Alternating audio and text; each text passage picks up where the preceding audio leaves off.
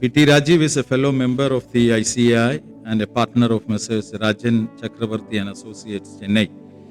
He ventured into professional practice. He is specialized in and is now exclusively practicing in Indian goods and services tax law. He is qualified both as chartered accountant and company secretary and also completed his bachelor's degree in business administration with first rank from University of Calicut. He also secured scholarship from ICAI throughout his chartered accountancy course for his merit in academics. As a speaker, he handled training session for GST government department officials on various topics on GST. He is a regular speaker in the SIRC, a well-known speaker in various micro, small, medium enterprises association in India on Indian GST law. He invited by some of the leading commerce and management institutes in India for GST seminars. He handled various customized corporate trainings on Indian GST law. In media, he has appeared in some of the national English news channels for both live and recorded discussion and regional channels for discussion on GST-related news. With these words, I invite CAPT Rajiv, and I also request CS Salim, the member managing committee, hand over a bouquet to our speaker.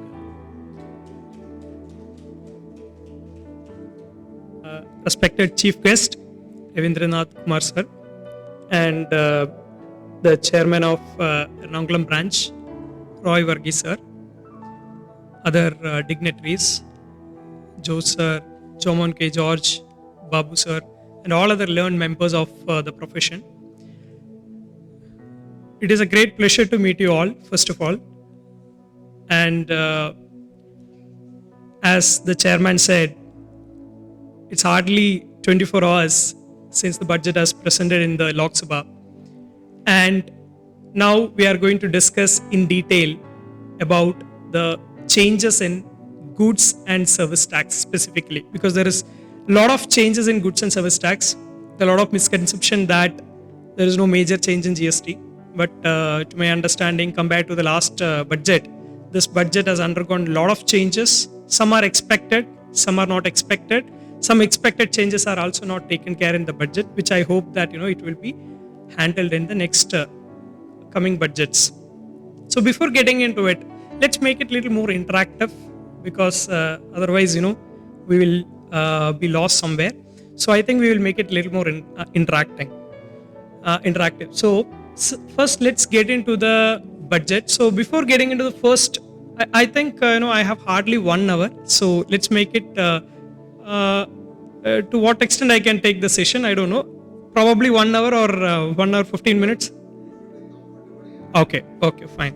So because there are a lot of changes, I'm sure that you will never leave this hall once you get into the topic. So how many of you are members in any club? So please raise your hand. Any club, Lions Club or Rotary Club or any clubs? How many of you, sir? Rest of us are not part of any clubs, right? So there was some landmark judgment from the Supreme Court around 6-7 months back. Have you heard about it? This Calcutta Club judgment from the Supreme Court of India. A constitutional bench has given a judgment which was a landmark judgment. So the concept which was discussed there is the concept of mutuality. What is concept of mutuality? Say for example, I am a Lions Club. I am providing service to my members. Then the Supreme Court has said there is no two persons to charge tax on it.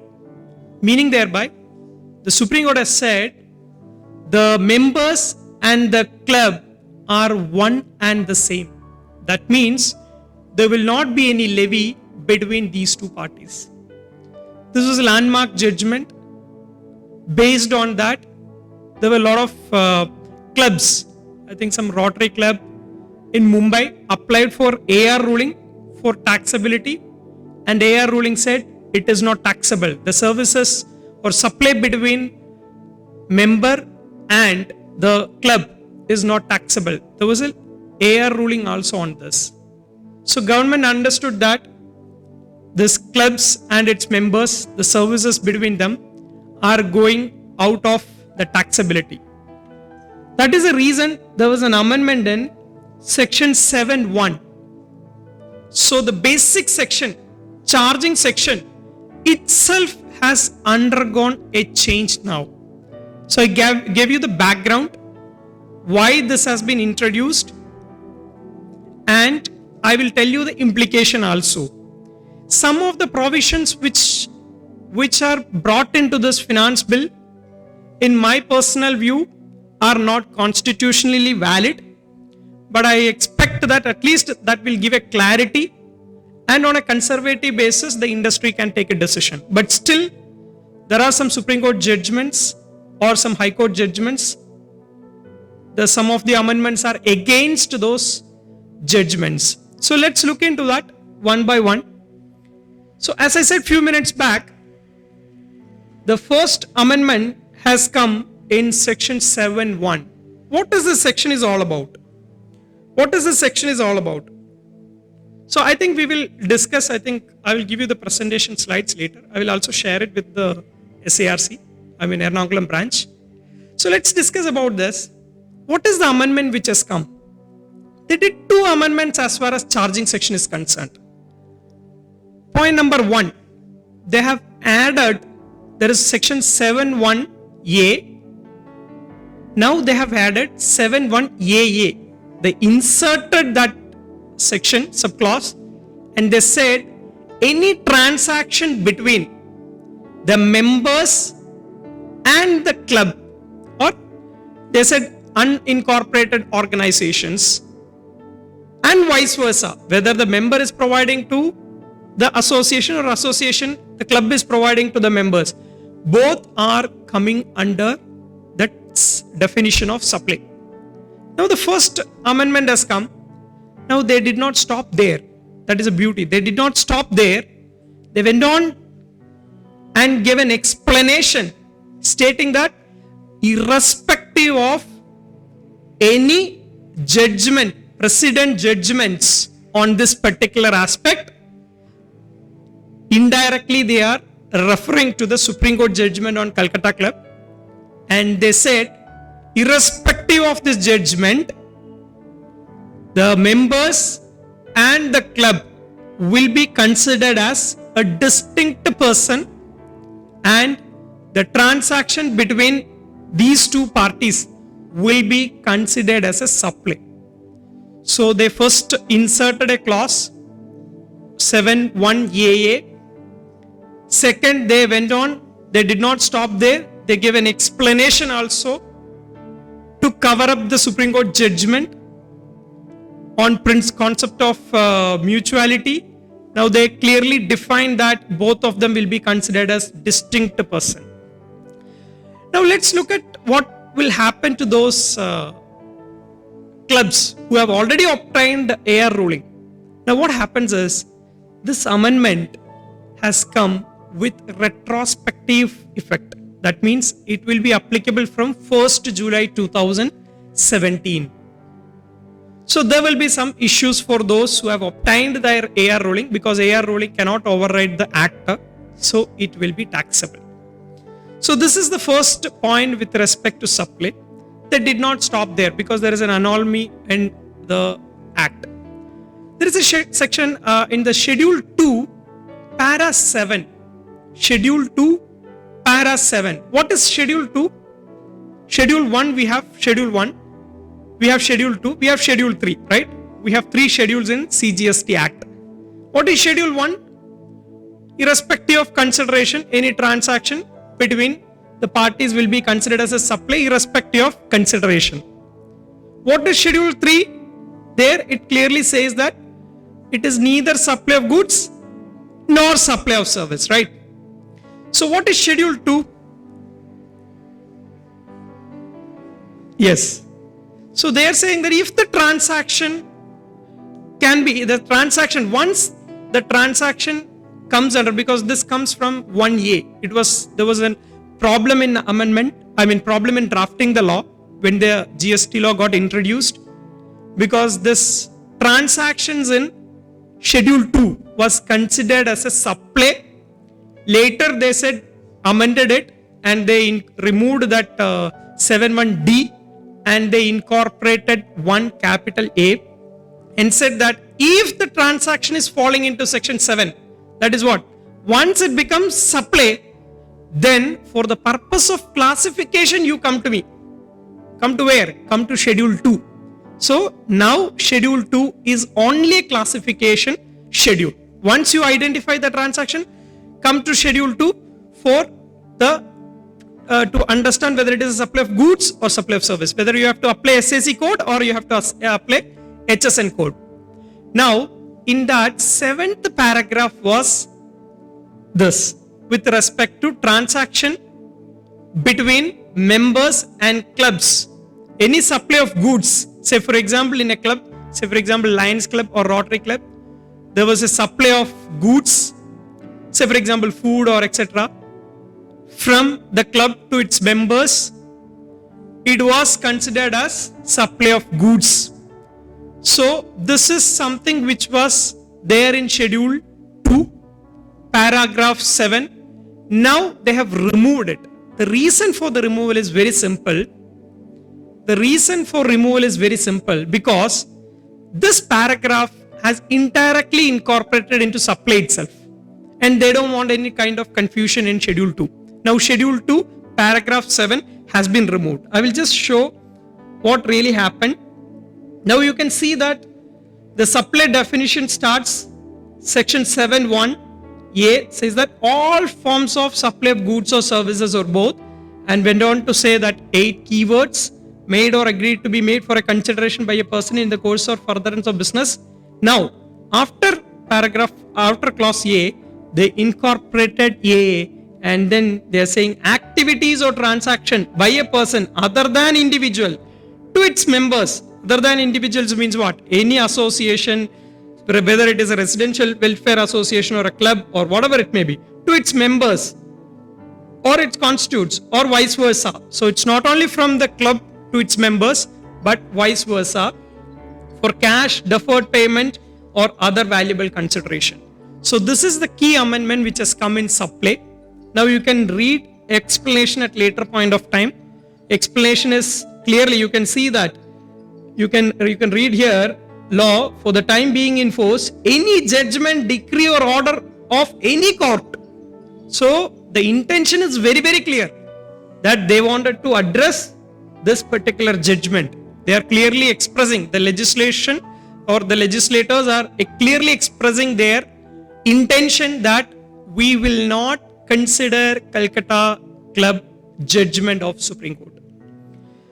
So now I have given the background of it, objective and reason. So how I'm going to handle is, what was the pre-amendment position, what is the post-amendment position, why that amendment has come. I'm going little deeper. I'm analyzing clause by clause analysis, though it is 24 hours since the presentation of budget.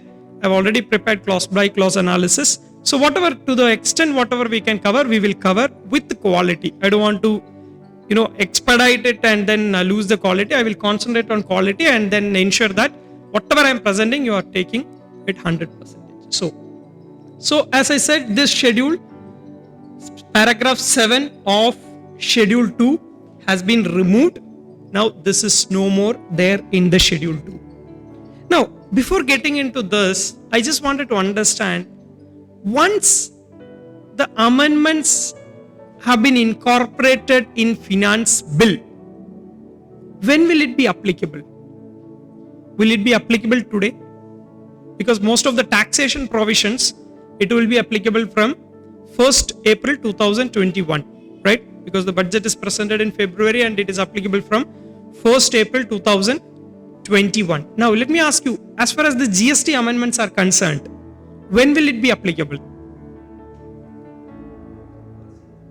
After passing the bill, okay, good. Because bill has to be passed and then approved by the president. Then, any other views? Notified date. Who has to notify? Gazette. Okay, who has to, what about the state? Now the corresponding changes have to be incorporated in the state act, right? SGST. It's a dual taxation, right? So now what happens is, finance bill has proposed it. It has to be approved by the president. Okay, finally approved by the president, has to give his consent. From that date also it is not applicable. It become a law, but the applicability, that effective date, will be notified later. Why they are not notifying immediately? Reason being, because we have a dual taxation system where the state SGST, the respective states, they have to also amend the SGST law. So that then what happens is, they have to make the amendment, and then only they all will take a decision when it has to be notified. To make it as an example, the last budget was approved. 2020 budget was approved by the given. The president has given his consent in August, but still that was not become applicable. Most of the provisions became applicable at later point of time, because they were waiting for the respective states to make the amendment. So in the amendment, if you read the bill, it is very clearly said that unless otherwise it is clearly mentioned the date of applicability, it will be applicable from the date of notification. So notification will come later, but we have to. So then the next question would be, if the notification comes later, should we prepare now itself? Yes, now we have to prepare now itself, because there are a lot of amendments. Like if you look at zero rated supply, the definition has completely changed. Now there are a lot of new things in zero rated supply. When we move on to that, you will understand what is zero rated supply. Now, input tax credit. Now the section 7, yes. Yes.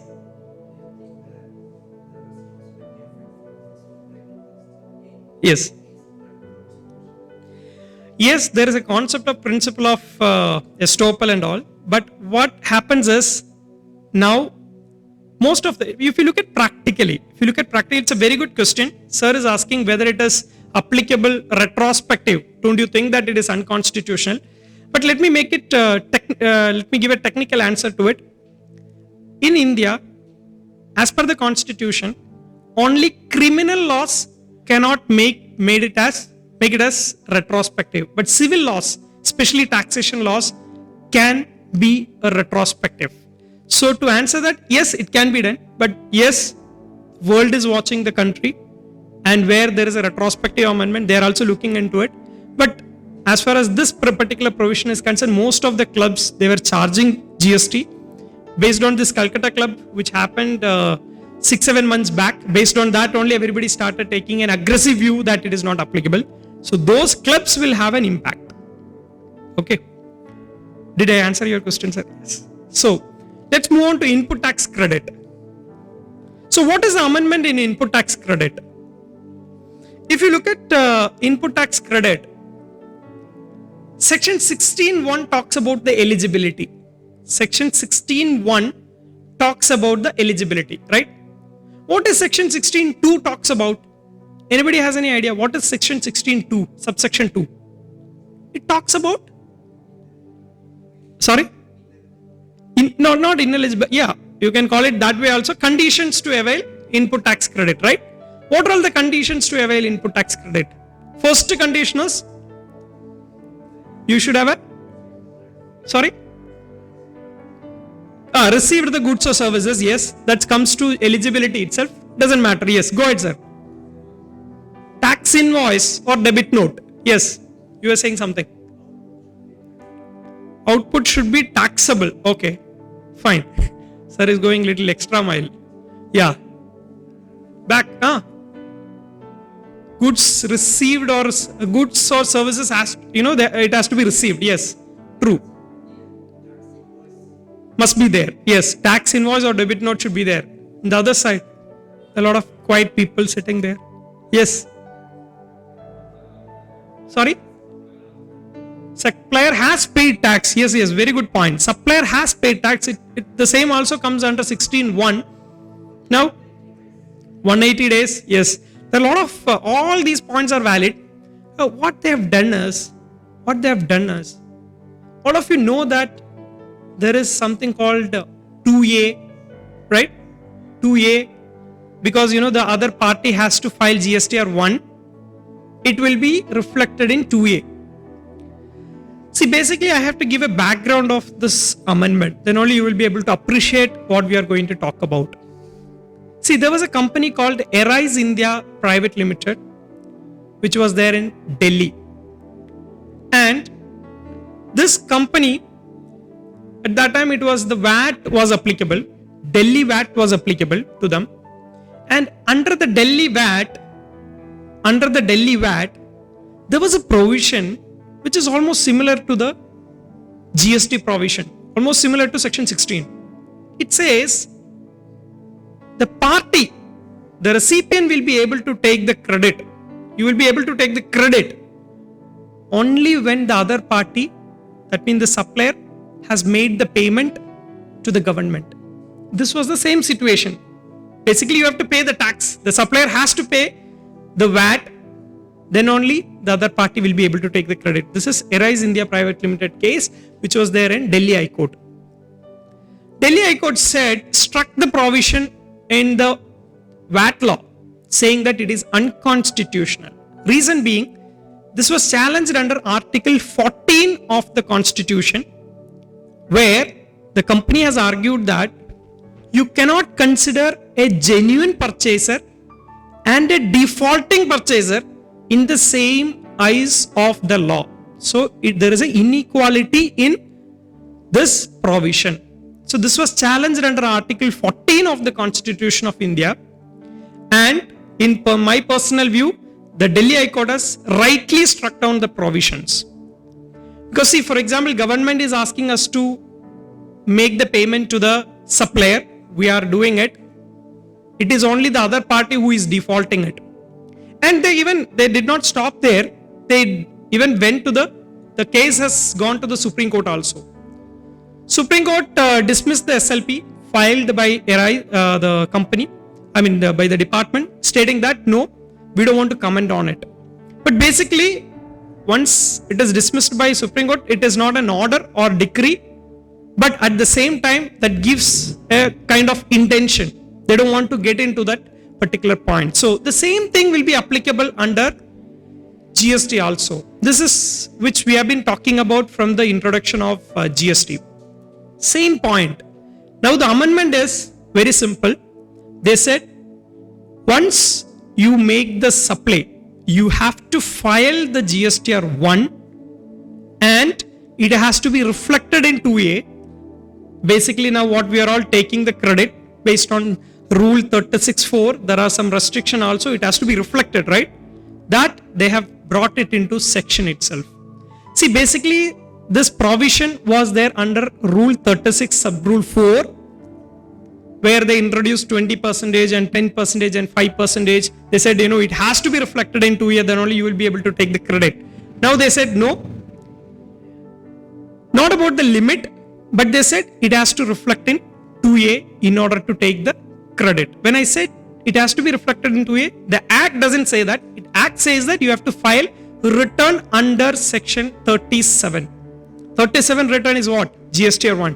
What will happen if you file it in GSTR 1? Immediately it will get reflected in GSTR 2A. So let's look at the provision now. So this is the amendment. They have again incorporated it as a AA subclause 16.2 requirement for ITC. First point, you can see that tax invoice under section 31 or debit note under section 34, any tax paying document should be there. Any tax paying document, that bill of entry or reverse charge mechanism invoices or ISD invoices, all those things will be applicable here. Now the amendment has come here and it says that the details of invoice or debit note referred to in clause A. So when we are referring to clause A, you have to be very careful. It is section 31, section 34, debit note, and other tax paying document is nothing but, let me reiterate, it is bill of entry, your reverse charge mechanism invoices, ISD invoices, etc. So has been furnished by the supplier in the statement of outward supplies. Outward supplies means what? Your GSTR 1. and such details have been communicated to the recipient of such invoice or debit note in the manner as specified in section 37. Section 37 talks about GSTR 1, outward supplies. So this is the amendment which has come in GSTR section 16 to 1 point. Now, you look at the background, objective and reasons. Now, to provide, what is the objective of this section? To provide ITC on invoice or debit note may be availed only when the details of such invoice or debit note has been furnished by the supplier. So now it is very, very clear.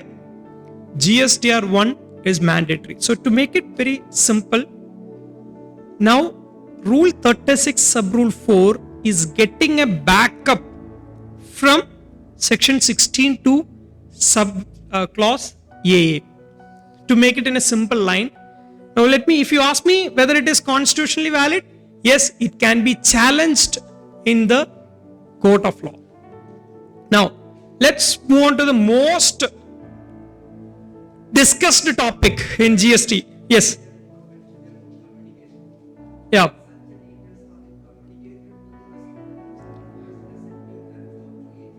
Yes. So that is why it is implied. That is why there is a, obviously we all know that once GSTR 1 is filed, obviously it will be reflected in 2A. It has to be communicated. Right now in this amendment, no. It has no, impact. No. Very good question. Whether it is a retrospective? No. I think I have to take you through one slide because short of time, I did not take you through all the summary. See here, only 3 provisions are retrospective. I will repeat, only 3 provisions, amendments are retrospective. Section 7(1)AA, then Schedule 2 and Section 50 are retrospective. 50 subsection 1. Rest are all notified date. It will be applicable from the notified date. So now let's move on to audit. Yes. No, they are talking about 2A. 2A only, not 2B. Because we have all. Now you will get 2C, 2D, 2E. It will come. Don't worry. 2. Automatically it will get filled up. 2 is not there at all. 2A is there. Going forward, we will have more such forms. See, basically, let me tell you the background of this section, all the sections. Okay. What really happened in ITC, input tax credit, is, let me tell you, there are a lot of frauds happening in the country on input tax credit. Fortunately, we got, personally, I got an opportunity to work with Intelligence Bureau of the Economic Wing of Intelligence Bureau, where they were forwarding all the, basically the kind of frauds which was happening in the country. And they were asking us, what is the modus operandi in this? How they are looting the money from the government? So basically, when we went into the details, when we started investigating on this particular matter, we understood that it's all circular trading. Now everybody would be knowing it. I'm talking about 2017-18, when this kind of fraud started happening. When we started investigating, we understood that it's all circular trading which is happening, and they're looting crores rupees. Even in Kerala, I think I heard some 100 crore, 200 crore rupees of case recently. And so what they have done is, this 2A is nothing but it has to be reflected in 2A. That means you are declaring that in GSTR 1. You look at this beauty of this amendment, they did not stop there. Now they are having a lot of provisions now to ensure that you are filing 3B also. Already they brought 3B, that provision notification saying that you file GSTR 1 for 2 months and GSTR 3B, the gap between, you cannot keep on filing GSTR 1 for 12 months and not file GSTR 3B, right? Notification has already come. 94/2020.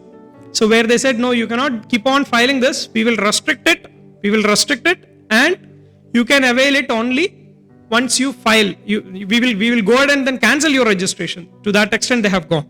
Now, what happens in annual audit under GST? Let's move on to annual audit. Basically, this was a bread and butter for many young chartered accountants and many other senior professionals also. There was a concept called GST audit. We were all struggling, and then we were all finally completed the audit also. The power for all CAs were derived from section 35 subsection 5. Very unfortunately, in this bill, they have removed that. They omitted this section, and then they said no more audit is required, annual audit is required. So this is the crux. So now I just wanted to spend a little more time on this to understand how do we tackle this, what are all the, because this is something which is very, very important for all the professionals. So let's look at the thing. So now why this has come? Why they have removed it?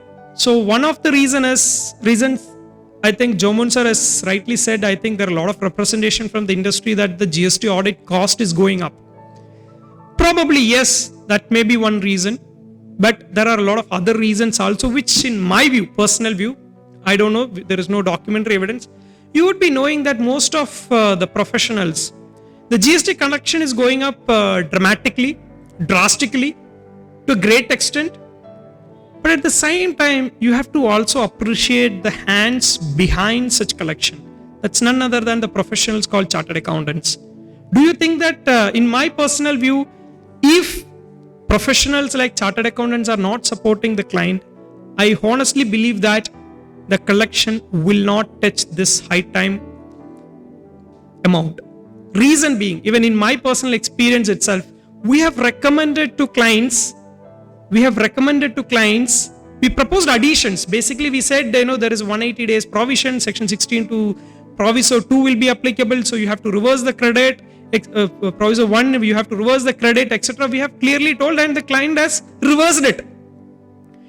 Sometimes departmental audit comes, they are also not going in detail to it. So far, whatever my experience, where they have not gone into details, whatever we are sharing, they are taking into consideration and then closing it. So that being the case, how did the government got the revenue from the party? It's only because of chartered accountants who proposed the liability. But very unfortunately, what happened is most of the professionals, they have done this proposal, or they have asked the clients to make the payment in GSTR 9, not in 9C, right? Most of the people, nobody will qualify the report, right? Most of the CS, what they were doing, they were, if they find any liability, they were saying that you pay it in GSTR 9, so I'll give a clean report of 9C. This was really happening, right? So now what happens? If you look at the statistics of 9C, probably there won't be any qualification, right? We have already made all the adjustments in 9, so obviously 9C is pakka. There is no difference. So when they are doing a data analytics, they can see that there is no qualification. Then why these professionals should be doing audit when there is a high cost? But they are not appreciating, or they are not understanding that actually we have asked the client to make all payments in 9. That is why this 9s is, we are giving clean report, right? So whatever it may be, now let's look at whatever happened is happened. What is the last hope for a chartered accountant now? It is only in the finance bill, right? Finance bill. Even if it is approved by the president, we have last hope that states, if they are not accepting it, states, if they are not accepting this provision, this will be only there in the papers. Let me make it again. If states, respective states, if they are saying that no, we really understand the importance of the chartered accountants, we want them to audit the books of accounts. If that being the case, this will be applicable. Audit will be applicable. So now what can happen? Probably I am looking at a longer version of it. I have faith in the institute. So where if they are making representations, etc., if at all the central government or the state governments, if they are accepting it, then probably this may be removed in the next budget. This may be, I'm very optimistic saying that, considering the contribution of chartered accountants, probably this may be removed. That is what we are also trying to, escalate to the respective authorities, that this provision, the importance of the provision. So where the success lies, we have to escalate stating that what is a contribution which we have done in terms of tax collection. So now let's now what is the options? Do you think that the clients will be able to file 9 and 9C? Now only thing is that in the 9C there is a certification part that alone has been removed. So now anybody can do the 9C. Now chartered accountant, qualified chartered accountant is not required. Do you think that your clients will be able to do it independently, the 9 and 9C?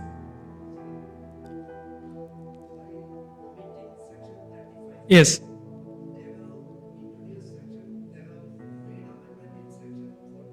Yes.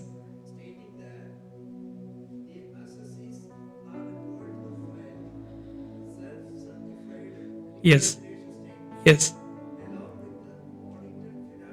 Yes. Yes.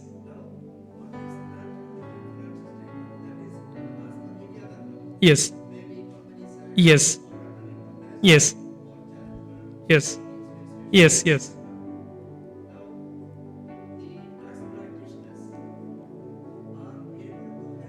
Yes. Yes. When you are referring to tax practitioners, you are referring other than CS.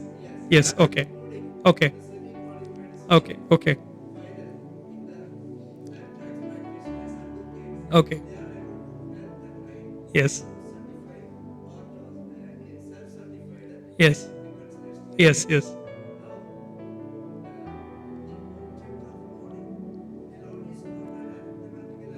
Yes. Correct.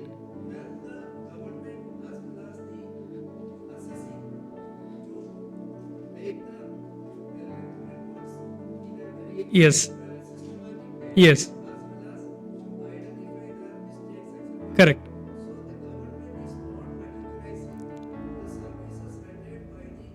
Yes. Yes. Yes. Yes. That's what. Yeah. Yes. Yes. Yes. Yes.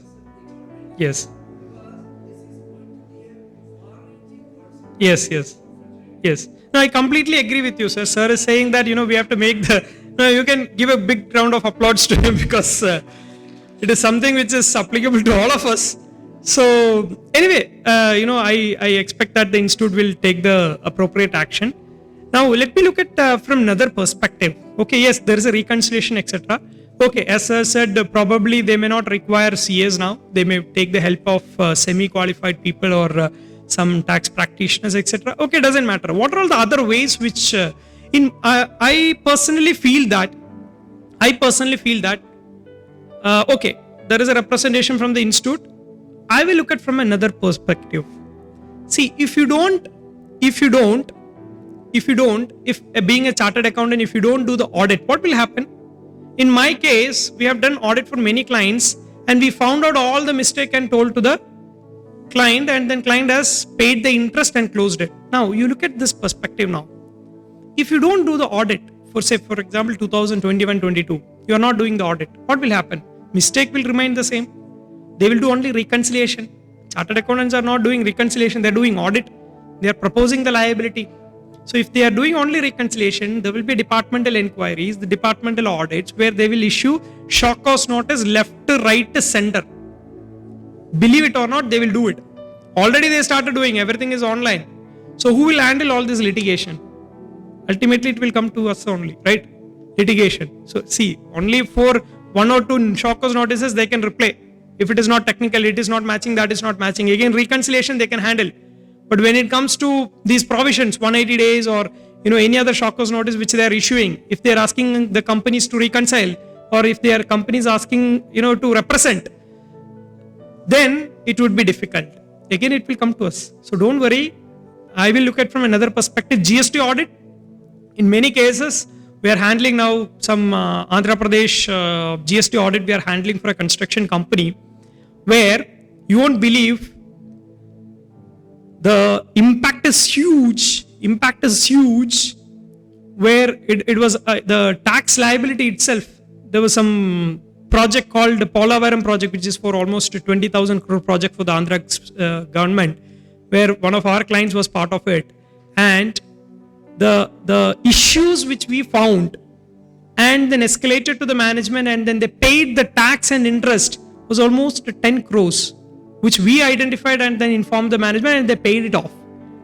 Now, when the departmental audit is going on now, we are expecting the final audit today, where they couldn't find anything.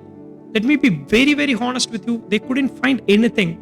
For matter of all of us know that, they will not close it without having addition. So we gave some small RCM liability, etc. But then they took ocean freight. Ocean freight, I said, okay, you go ahead, no problem. I have Madras High Court judgment. I have Gujarat High Court judgment. I don't have any problem. You add it, no problem. So that is how they are closing. So you look at the impact. Because of chartered accountants, government got the collection in advance. 10 crores, they got it in advance. Probably in departmental audit, they would have missed that point, because they also have a lot of audits, and then they have limited resources. So you cannot simply ignore the contribution of chartered accountants, which I'm sure that over a period of 1 or 2 years, they will realize it. 1 or 2 years, give them 2 years time, let them burn their hands, and then they will definitely come back.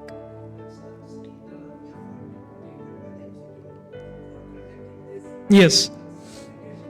Yes. Yes. Yes. Yes. Yes. Yes.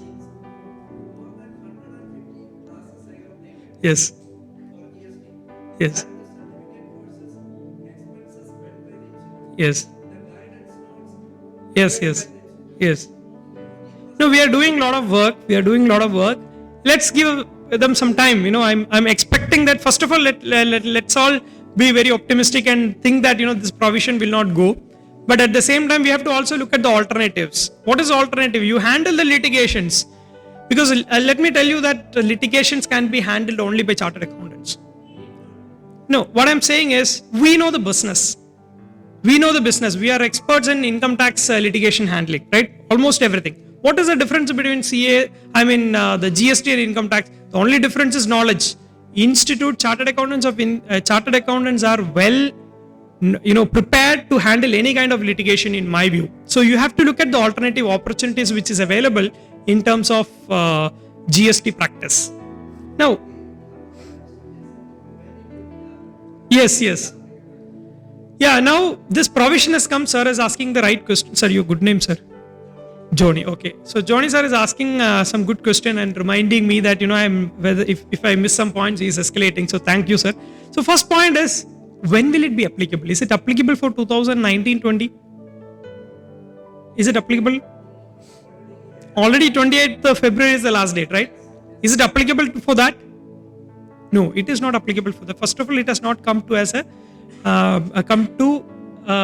effective date is not yet announced. So probably assuming that if this has been approved by the president by, July, August or something, and still it is only in the papers, it is not effective.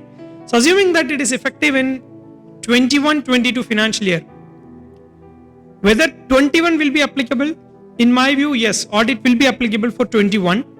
22, there could be some issue. Yes. Yeah. Yeah. Yes. Yes. Mentioned. No, that could be a reason. I mean, see, probably they may issue some notification stating that the limit I'm going to increase or something like that. But still, probably they cannot say that, it is not applicable for 2021, because this is not having any retrospective effect, unless otherwise the notification itself is saying that, it is applicable from that particular date. So we have to wait and watch the applicability, but still be very optimistic. We hope that, it will come back. Now, let's move on to 44. What is 44? It is on annual returns. Now, as sir rightly mentioned, they removed the audit. Now, they said you can have self-certified reconciliation statement. Now, 9 we are preparing. Now we are preparing 9. 9C we are reconciling. There is a certification part.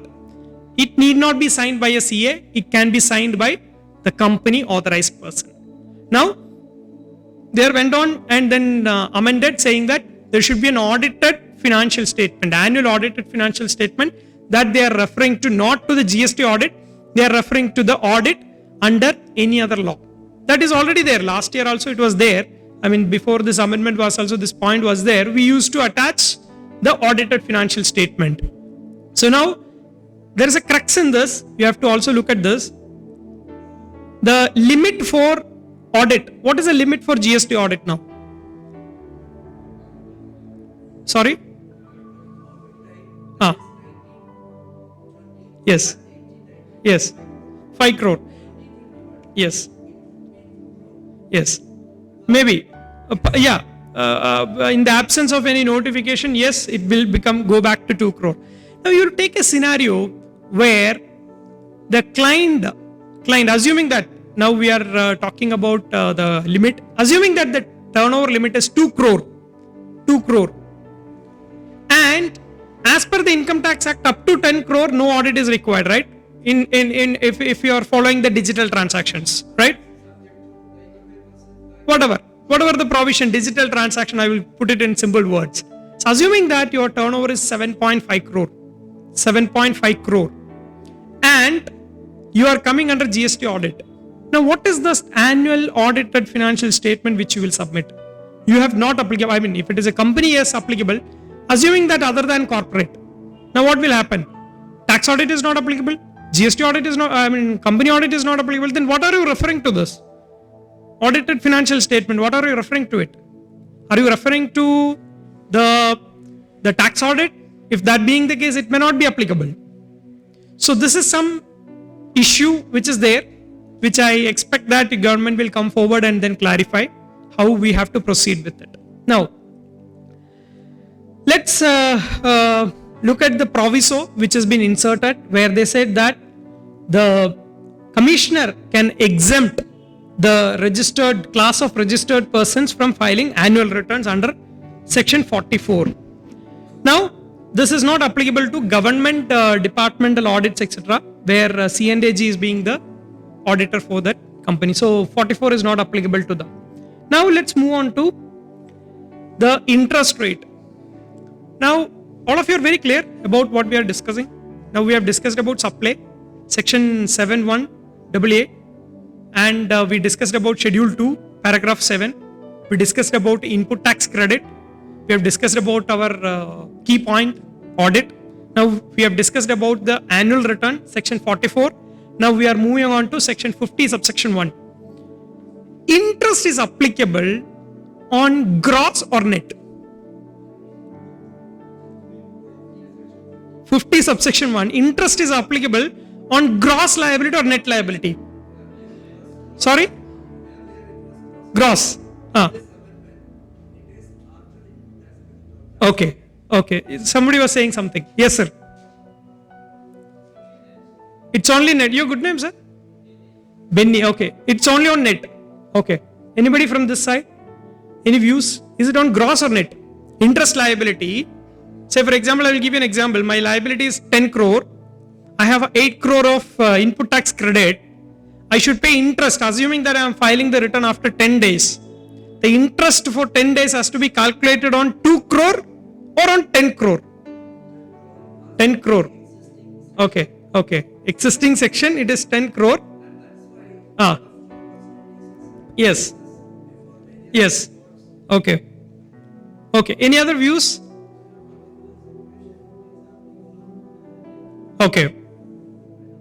Okay, no problem.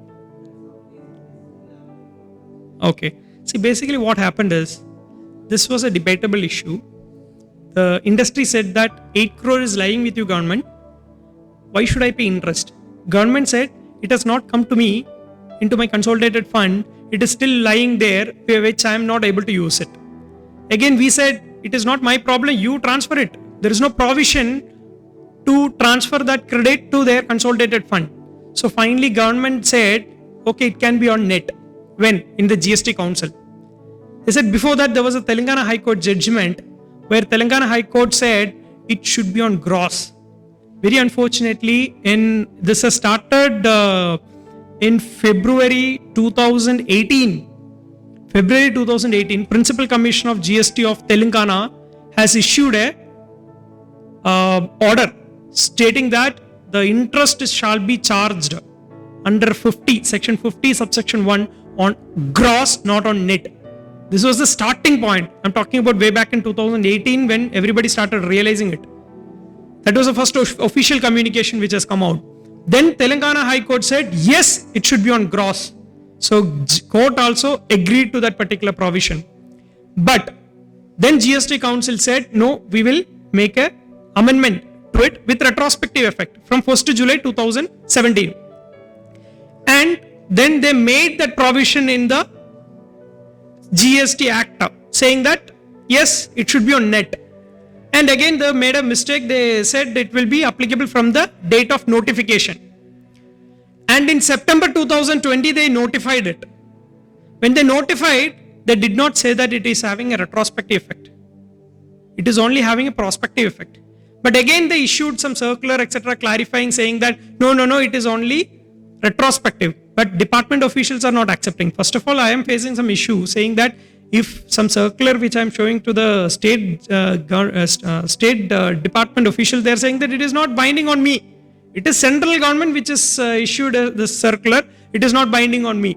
So these kind of issues we are facing, and then the interest was applicable on net. Yes, it is applicable, but with the prospective effect as per the law. Now they made it is retrospective. They said, no, we are saying that this provision was deemed to have been incorporated with effect from 1st July 2017. So now it is very clear. Because even after that application, I mean, we have been receiving notices left, right, center. And when the GST Council discussed, they said it is only a recommendation. When the company when the provision got incorporated in 50 subsection 1, they said it is not effective. By the time there was one more incident happened on this, there was a Madras High Court judgment. Honorable Justice Anita, she passed an order saying that it is applicable on net liability. So that incident also happened. Now all litigations are out of box now. Once this become effective, provided the same provision has to be incorporated in the state GST law as well. Now let's move on to the next point, demand and recovery. Section 74, where all of you know that the provision for recovering the tax, for issuing the shockers notice, section 73 and 74. 73, I would put it in a simple word, 73, where there is no fraud or suppression or misstatement cases. 74, where there is a fraud, suppression or misstatement cases. That's the only difference between these two provisions basically. Now, in section 74, there was an amendment. What they have done is, they removed this 130 and 129 from the proceedings. Normally what they are saying is, once the proceedings against the person, all the persons liable to pay penalty under section 129 and 130, once the proceedings are over, then it will be deemed to be concluded. Now, all of you know that section 129 and 130 are the notorious provisions in the GST Act. Let's make it very abruptly. Why I am saying notorious provision? States like Kerala, states like Uttar Pradesh are very famous for detention of goods. In my personal view, I came down to Kerala for 3 times for attending this case, because huge machines were detained in Trivandrum, and I also had a bad experience, but somehow we managed to get out of the issue.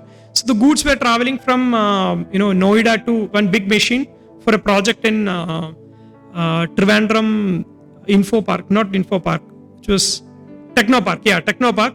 So inside that there was a huge ground engineering which was happening. So my client has taken the machine to Trivandrum project site. By the time it reached before 10 kilometers before the project site, it's got detained under 129, under section 129. And they said, nothing doing. There was some issue in the e-way bill. They said, nothing doing. We are going to detain it. it was a big machine and project was delayed. So the company representatives made a representation, but nothing happened. So obviously project site, the supervisor went and then appeared, but nothing happened. Then I had to personally come down to represent the department. So I came down here and I explained to them the facts of the case. But they said, you look at 129, there is no provision for releasing the goods. You pay the penalty or you furnish the bank guarantee for, the demand was almost for 2 crore or 3 crore. So they said, no, you pay the penalty and pay 3 crore and then take the goods. So finally we somehow convinced them in a different route. Don't think that the different route is the other route. No bribe, nothing. We are all faceless assessment. Everything is above the board. I also urge all of you to not to encourage all these kind of things. Even the departmental audits, AP audit, when we are coordinating, we said no to bribe.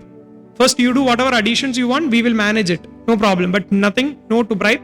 We will not encourage that. So the same way, we diverted the facts. The facts we diverted and then somehow we release the goods. Where what happens is, in 129 cases, we will generally have 3 parties.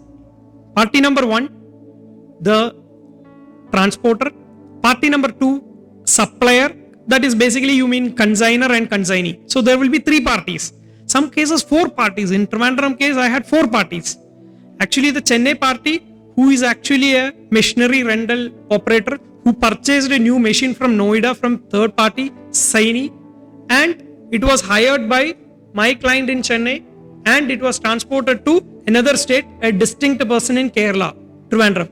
So there was 4 parties in one single transaction. So basically why I am explaining the complete facts to you is to understand why this provision has come.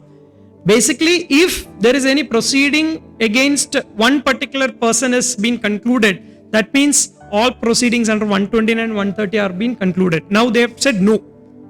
If there is a transporter, if there is a different people, still they can go ahead. But basically what they are trying to do is, they are trying to remove the penalty proceedings into 129 and 130 because there is an amendment, huge amendment in 129 and 130 also. So anyway, this is a small amendment, 74.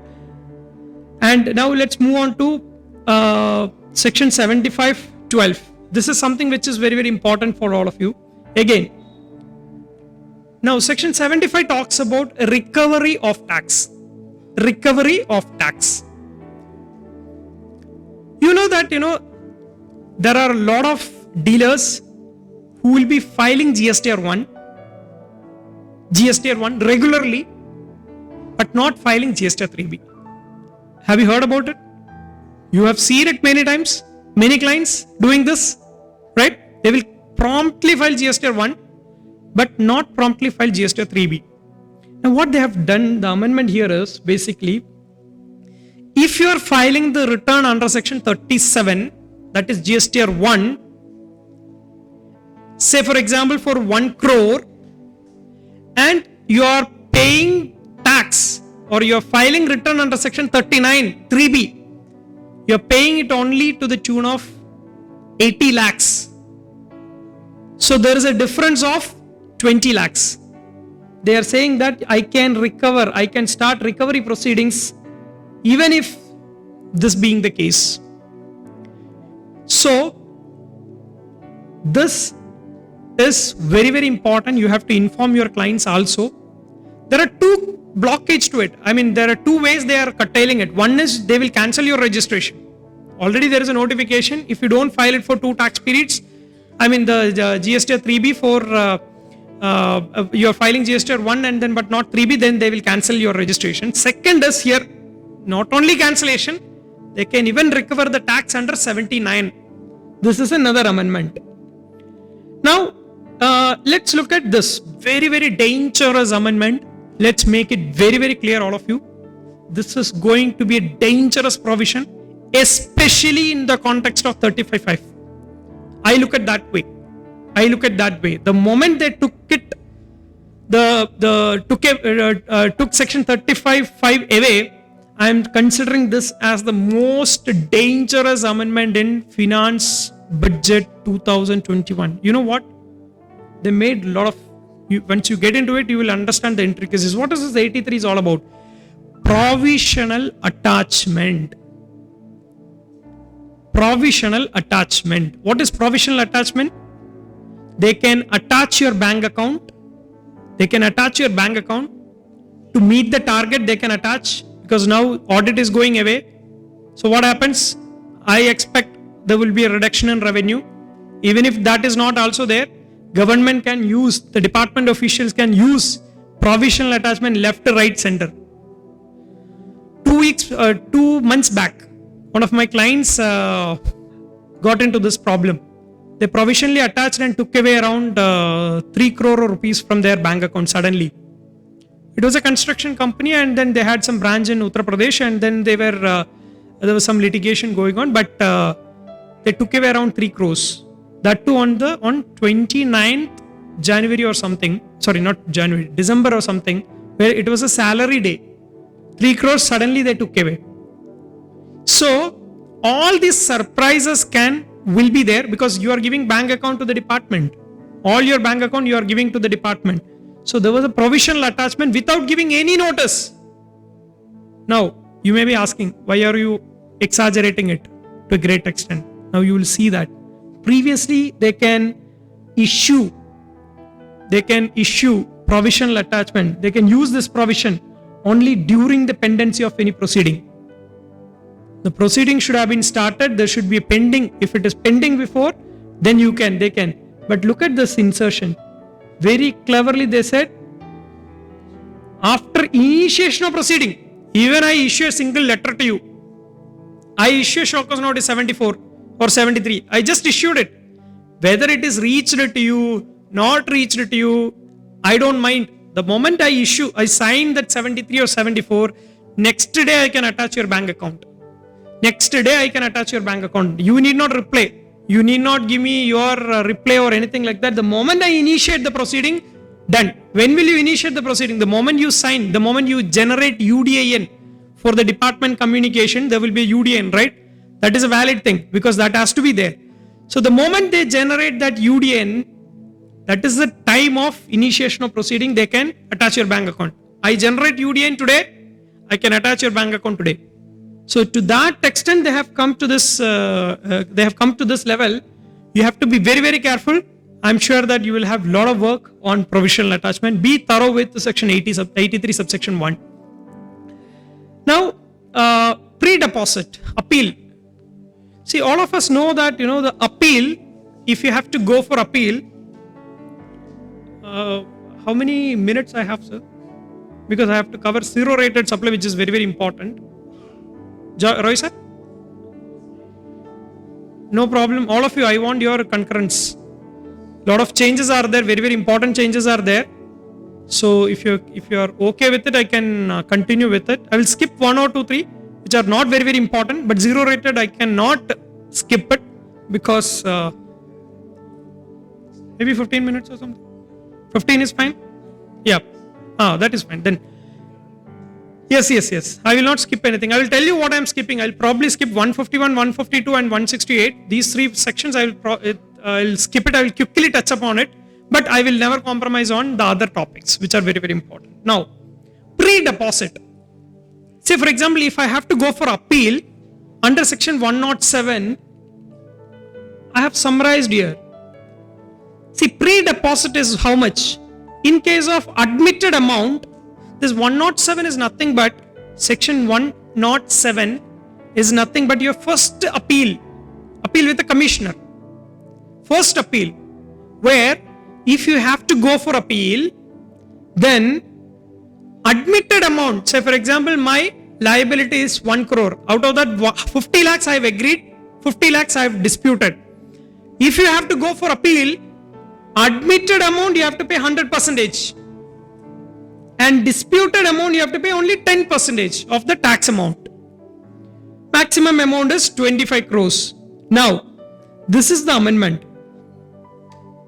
If the penalty is charged under section 129, if you have to go for appeal against that order, you have to pay 25% as deposit. 25% of what? Of penalty. There is no cap also. Say for example, if I'm charging you 100 crore, then you have to pay 25 crore as deposit. So penalty payable, whatever penalty they are proposing, on that 25% you have to pay in order to go for appeal. So that is the provision which they have incorporated. Here you can see that provided that no appeal shall be filed against an order under section 129(3) unless a sum equal to 25% of the penalty. Look at the word penalty. It's not amount payable, tax amount or anything. It's penalty payable. To understand this provision, you have to also look at the amendment which are made in 129. What is amendment in 129? We will, once we go into it, we will see why this amendment has come, why they are talking only about 25% of the penalty. What about tax amount? What about the tax amount? Tax payable? No, we will come to that. Now, we will go to 129, which is very, very important section. What are all the changes in 129? See, here is the crux. I am correlating section 107. You have to read it along with 129. Okay. Now look at this amendment in the penalty section 129, where they said, in case of taxable goods, where owner of the goods comes forward for payment of tax and penalty, whatever is struck it off is the previous provision. Whatever it is given in red color is the present provision.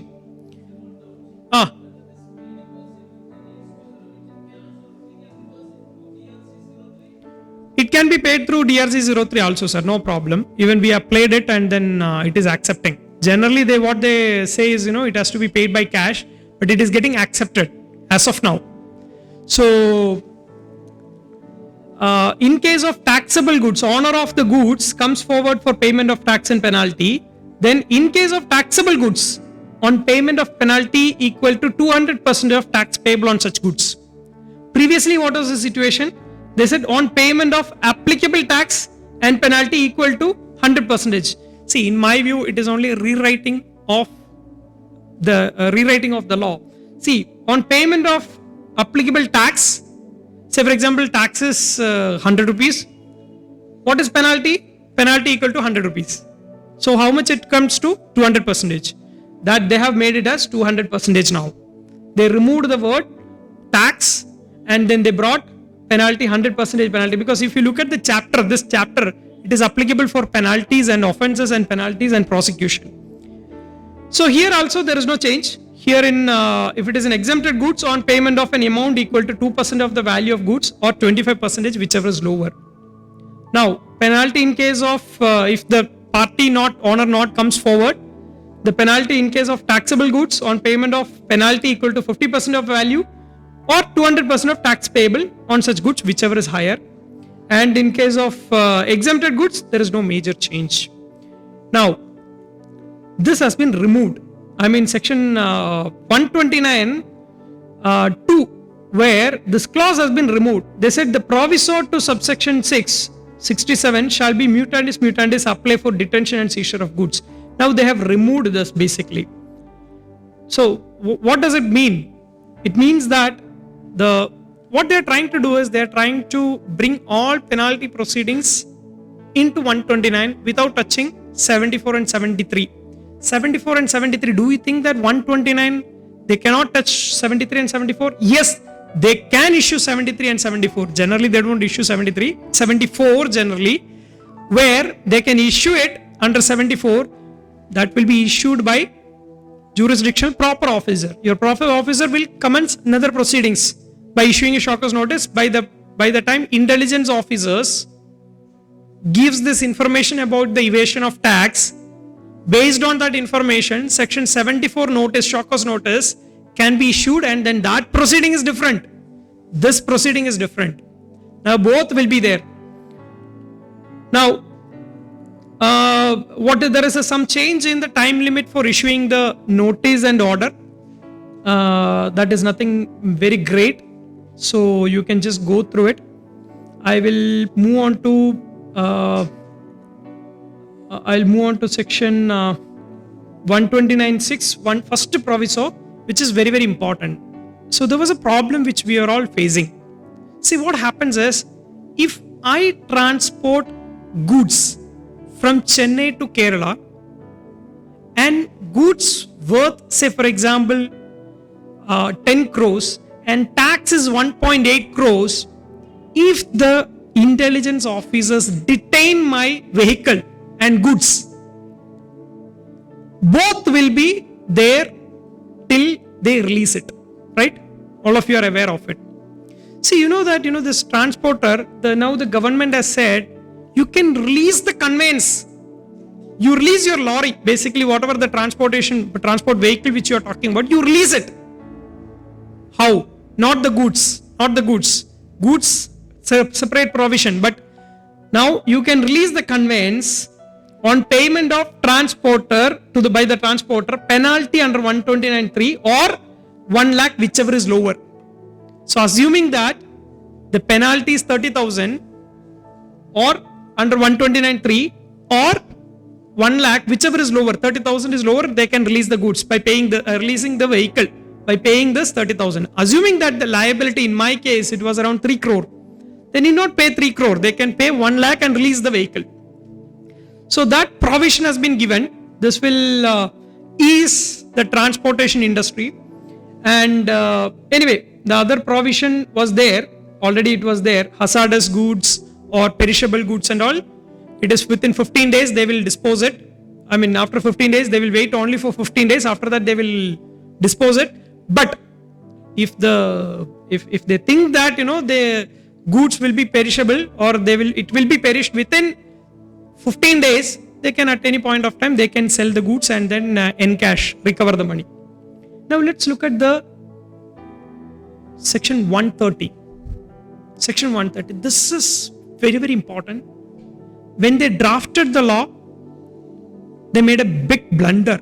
I would say that, I would put it that way.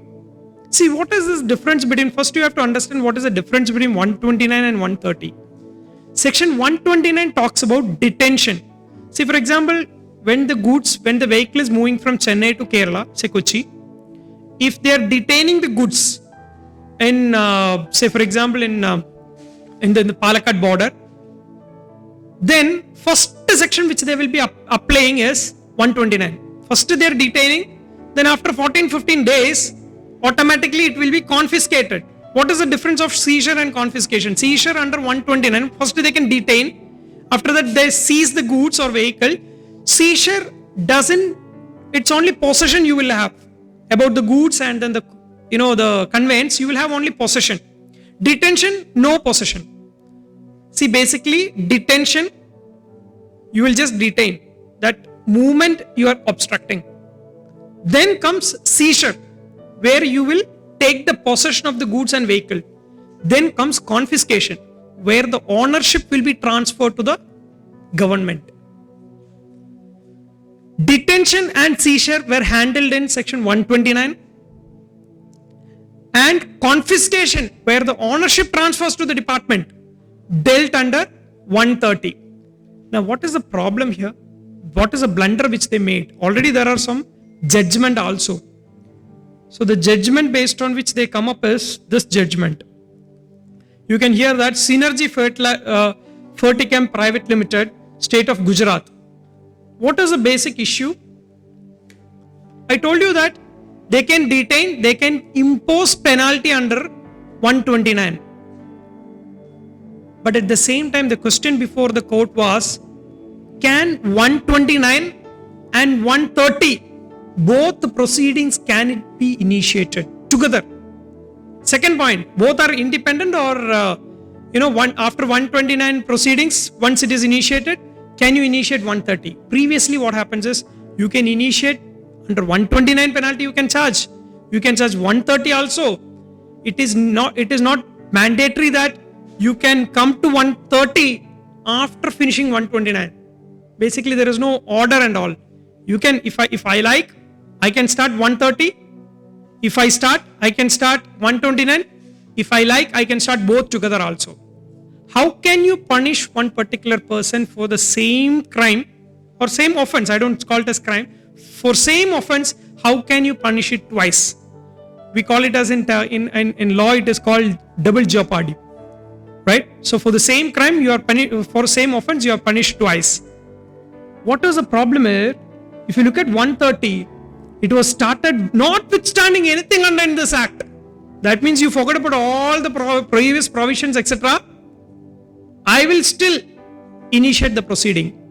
Based on that Gujarat High Court judgment, the government understood that issue and department started using it also.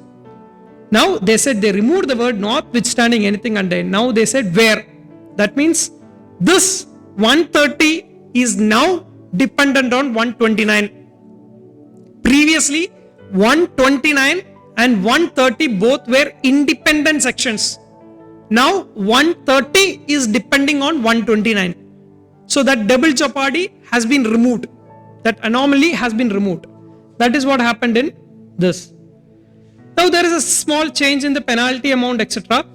Then I will quickly take you through 151, 152, 168 and all. Nothing. It's previously it was a redundant section because the power was given to collect only statistical data. Now it has been increased to call for any information. That means statistic purpose was a limited objective. Now it is increased to any information. So it has a wide scope now. And bar on disclosure also, there was a small amendment. I mean, whatever the data collected by the department, whether they can disclose it to a third party or whether they can use it against you. It can be. So that they have made it here very clear. So I have the right to collect. I have the right to use it also. Now I will move on to zero rated supply very quickly. Very, very important. Where is the zero rated? I mean, SCZ here. Here in Cochin. SCZ. Where is the SCC here? I'm asking. I mean, here, is there any SCC in Cochin?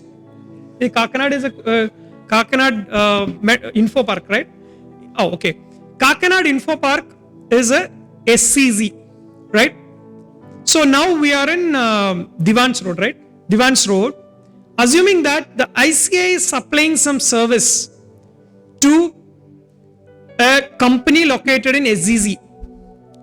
What is this transaction? Is it a zero rated supply? Supply is made to an SCC unit located in Kakinad.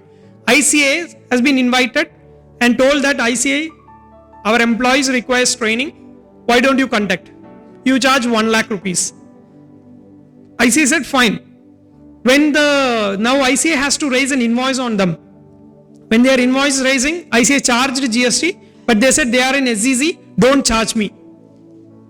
So section 16 was there where it is very clearly said that if you are supplying to an SCC developer or SCC unit, it will be considered as a zero rated supply. Now, after that, this provision was there before also, but what is the change? When they came up way back in 2017 August, if my memory is right, they clarified, they came up with a circular where they said you have to supply to zero rated, you have to supply to SCC, but it should be for an authorized operations only. So the circular was overriding the act. How can the circular say something which is not told by the act? This was being challenged actually. Everywhere we were challenging this. When you are going for a refund under section 54 subsection 3, when you are going for a refund, department was asking, is it for authorized operations? We said, you show me where is it mentioned that it should be for the authorized operations. They said, look at the circular. Circular is binding only on you, sir. It is not on us. You show me where is it mentioned in the act. So they said, no, it is deemed understood. We said there is no deeming fiction. If the parliament has any intention, it should come through only the act. The circular cannot override the act. So this was our argument. Now what they said is, they clearly brought that authorized operations word into the act. Under section 16 of the CGST Act, now zero rated supply, the definition has been expanded. The supply of goods or supply of service to an SEZ unit or SEZ developer, and that supply should be for an authorized operations. This is the first amendment. Second amendment, which we widely used in Chennai, we widely used for our export clients. What happens is, assuming that I have huge input tax credit, I have huge input tax credit in my input tax credit ledger. Now what I have two options. One is export without tax and apply for refund of accumulated input tax credit. I have an alternative. I can pay tax, utilize credit, and then claim refund. When I'm making the payment, I get the credit, get the refund within 7 days or within less than very short span of time. I used to get the refund, right? When I'm making the payment and then apply for a refund, immediately I will get it. But when I am applying for refund, if I don't make the payment, if I am applying for refund of accumulated input tax credit, it was taking some time. First of all, getting acknowledgement was a bit difficult, and even if they accepted it, they are taking around 60 days. So this was the situation. So what we used to tell to the client, you pay, so immediately you will get the refund. Now the government said enough is enough, you enjoyed enough. Now they are saying that if you want to use that option of paying and getting refund, I will specify the class of persons, class of businesses who can do that exercise. So now your refund mechanism has been controlled indirectly. Your working capital has been controlled indirectly. This will have huge impact for the exporters. So that notification has to come, and we have to see who are all there who can exercise this. They can only exercise it. Now, the third change in zero rated supplies, which I am sure that which will be applicable to all of you, that is there any condition for collecting the consideration in foreign currency within a stipulated time for export of goods? I'm not talking about export of service. Export of service, section 2, subsection 6 of the IGST Act, fourth point very clearly saying that it should be received in convertible foreign currency. But if you look at the export of goods definition under section 2, subsection 5, it says that you have to take it outside India, from India. That's only condition. Whether you locate in US, you locate in Uganda, you locate in UK, you locate